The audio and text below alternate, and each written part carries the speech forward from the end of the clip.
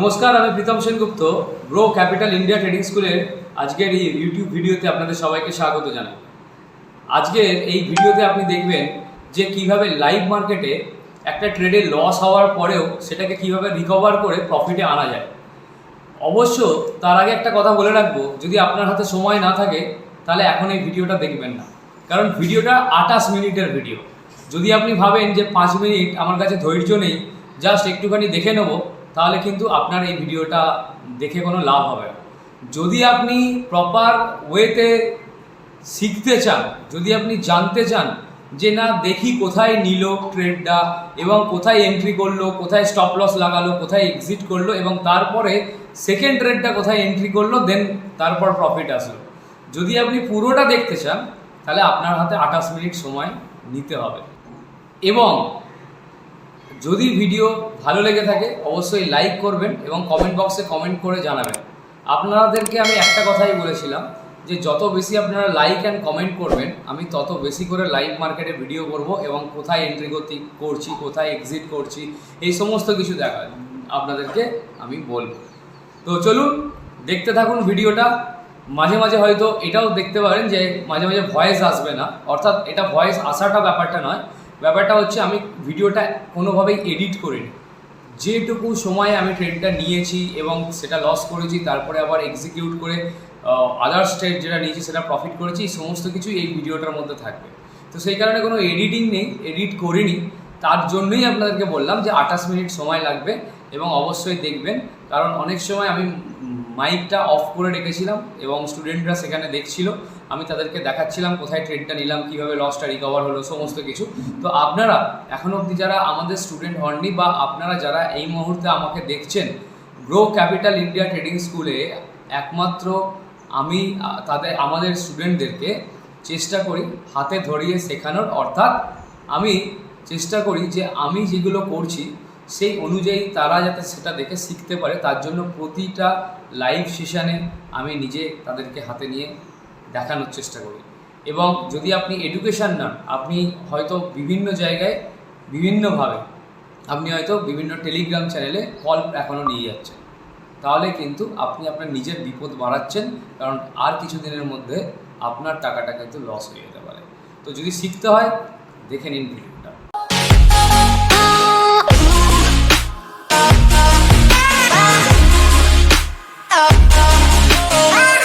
এখানে যদি মার্কেট যায় তাহলে আমরা প্রফিট বুকিং করতে পারি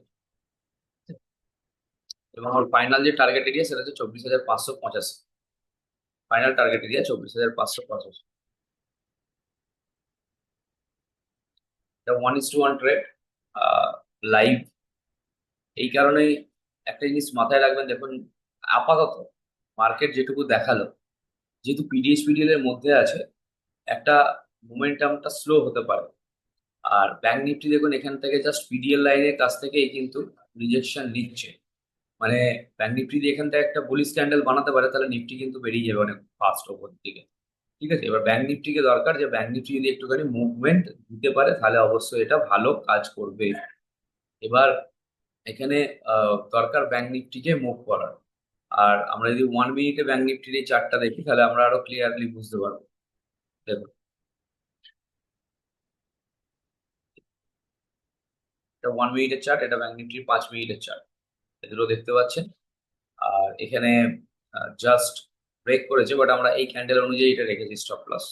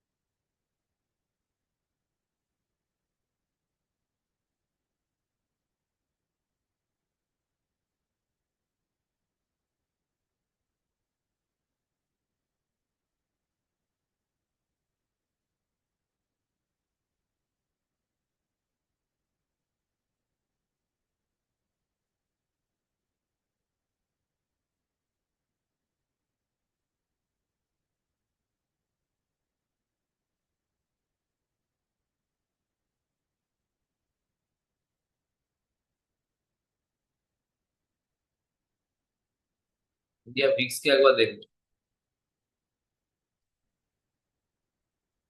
1.75%। তো এখানে দেখতে পাচ্ছেন যে স্টপ লস ট্রিগার। তো এখানে এক্সিট প্ল্যান বানিয়ে নিলাম। যেহেতু স্টপ লস ট্রিগার হলো, রিটার্ন আবার যদি হয় তো রিটার্ন তখন দেখা যাবে।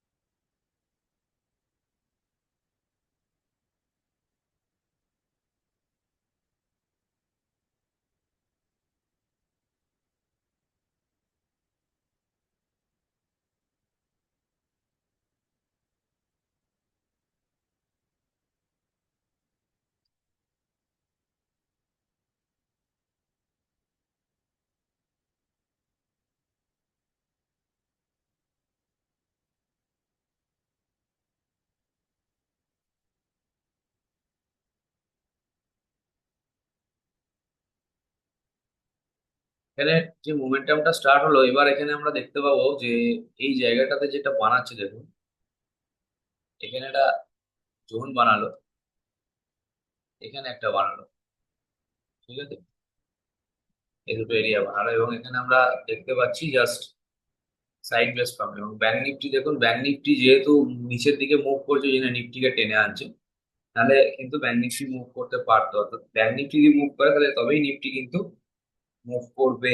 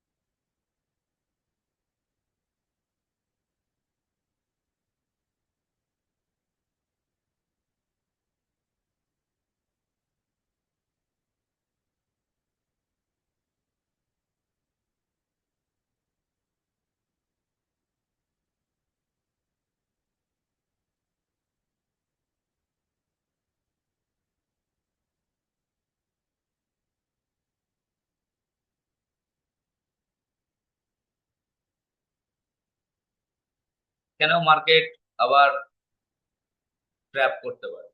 দেখো, এখান থেকে মার্কেট ট্র্যাপ করার চান্সেস অনেক হাই।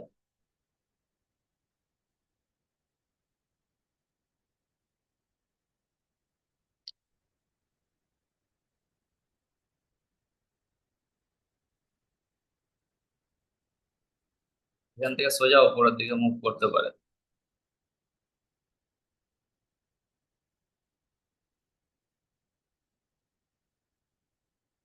1 মিনিটের দেখেন চারটা, তাহলে বুঝতে পারবেন।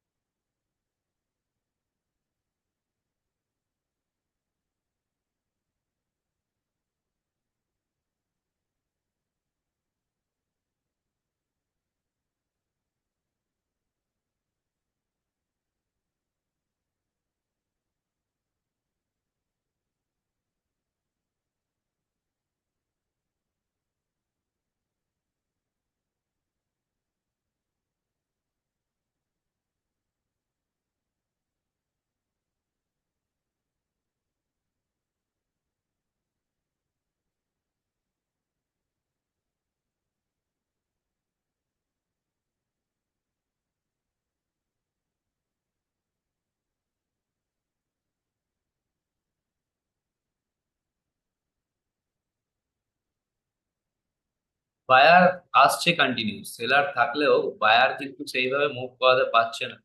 সেলার কিন্তু সেইভাবে কন্টিনিউ মুভ করাতে পারছে না, কিন্তু বায়ার কন্টিনিউ আসছে, মুভ করাচ্ছে, চেষ্টা করছে কন্টিনিউ। এখানে যদি আমরা দেখি,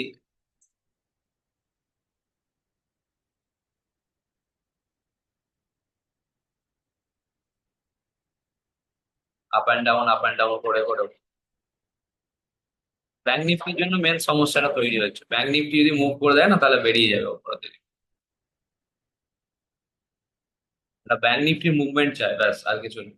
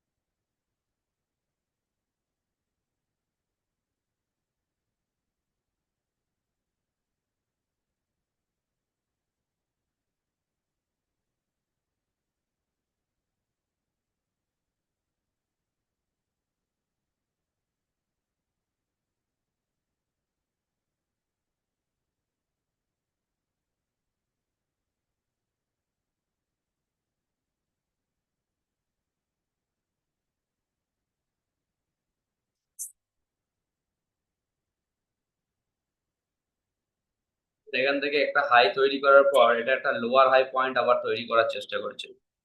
তাহলে এখানে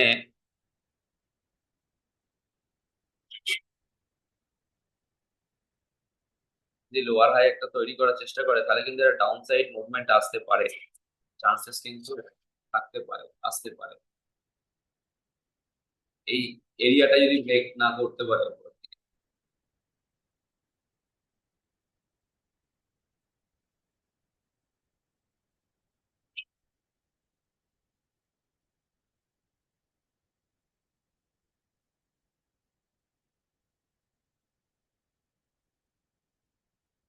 এটা খুব ইম্পর্টেন্ট।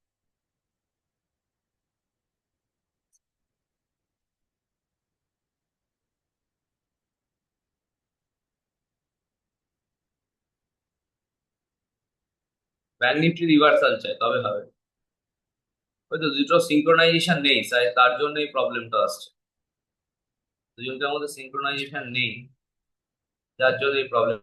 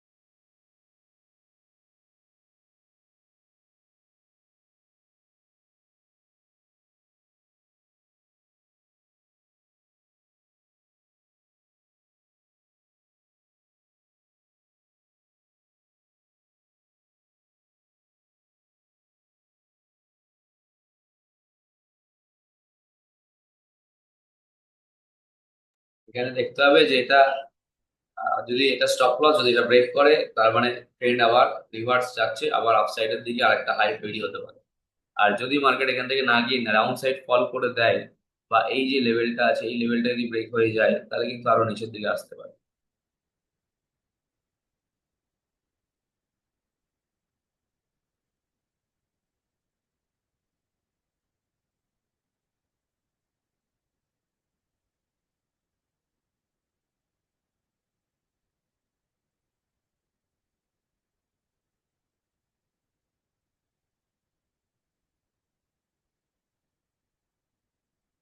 ইয়েস, তো এটা ব্রেক হচ্ছে।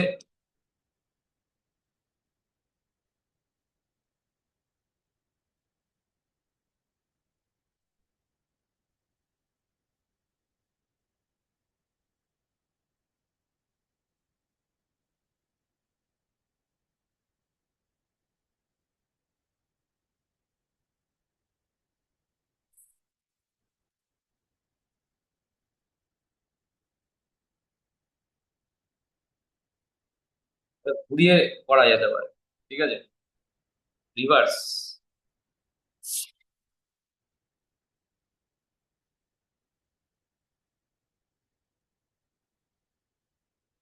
এটাকে স্টপ লস যেহেতু হলো, এবার আমরা একটা রিভার্স নিতে পারি লাস্ট, এটাই দেখবো।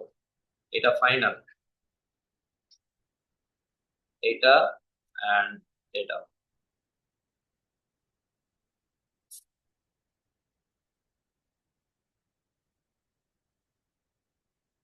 1:2।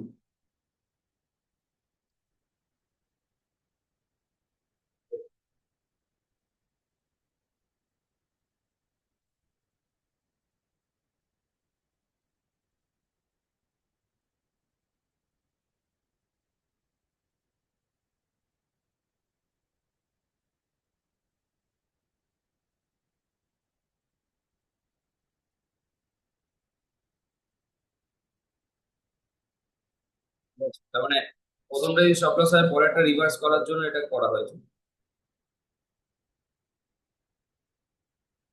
আর ব্যাংক নিফটি যদি এখান থেকে রিভার্স করতে পারে, তাহলে আরো ভালো মুভমেন্ট আসতে পারে, চান্সেস আছে। মানে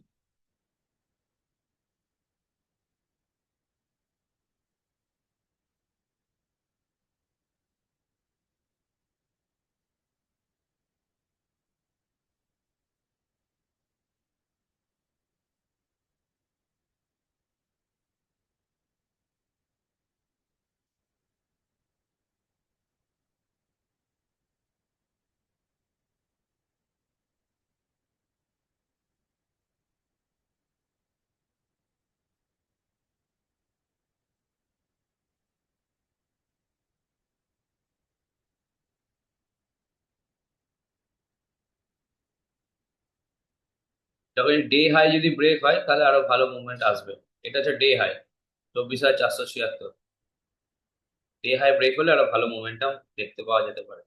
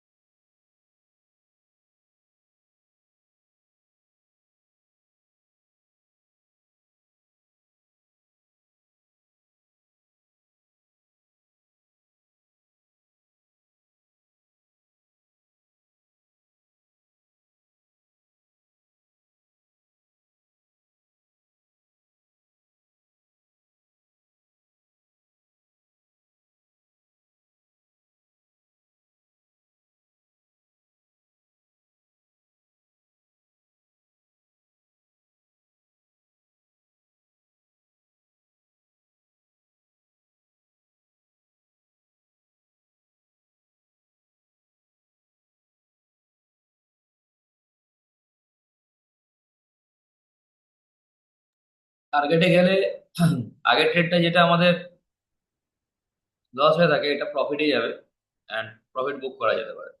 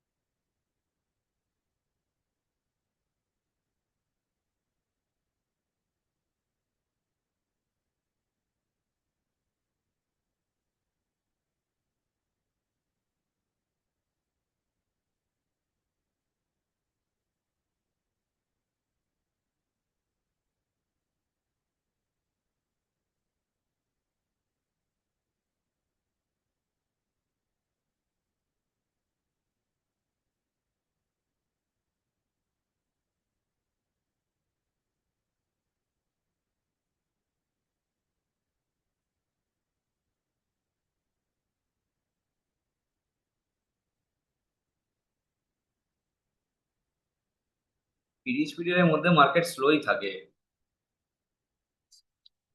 স্যার ফাস্ট মোমেন্টাম কিছু হয় না।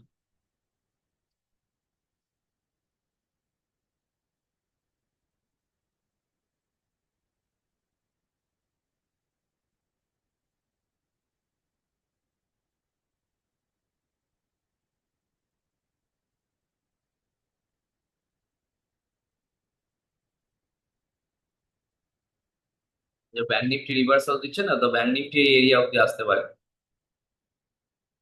তাতে নিফটি অনেকটা মুভ করতেও পারে। এবং নিফটির অ্যাকচুয়াল টার্গেট এরিয়া হচ্ছে প্রিভিয়াস ডে হাই, এত অব্দি যেতে পারে।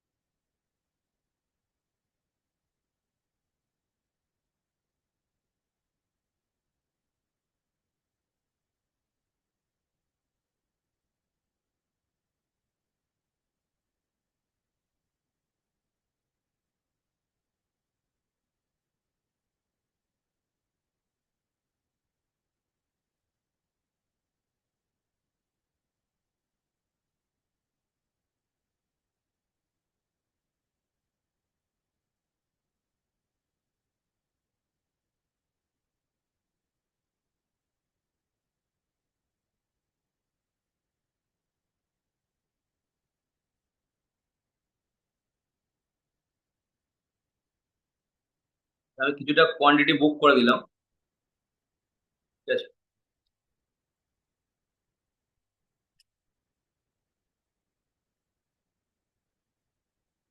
কিছুটা কোয়ান্টিটি বুক করে দিয়েছি, অ্যান্ড প্রফিট 3,400, 3,400 চলছে।